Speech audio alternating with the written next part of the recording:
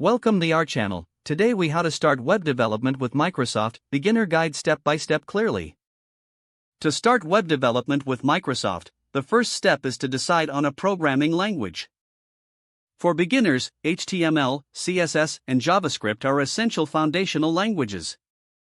Next, download and install Visual Studio Code, which is a powerful code editor.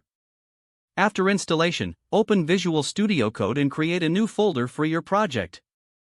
Within that folder, create a new file and name it index.html. This file will serve as the main entry point for your web application.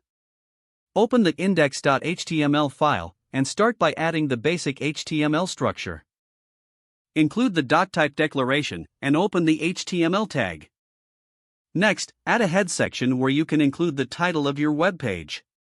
Then, add a body section where the content of your web page will go. Now, let's add some basic text to the body so you can see your changes. Use headings and paragraphs to create a simple layout. Once your HTML structure is set up, it's time to add styling using CSS. Create a new file in the same folder and name it styles.css.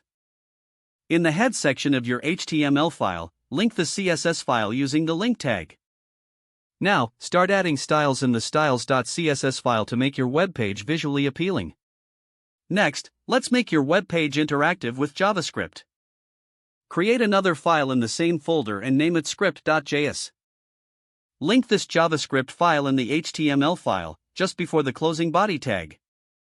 Now, write some simple JavaScript code to interact with your HTML elements. For example, you can create a button that shows an alert when clicked. As you develop, constantly save your files and refresh the web browser to see changes. After your basic web page is ready, explore Microsoft's web development tools, like Azure. Azure offers hosting and development services that can enhance your web applications.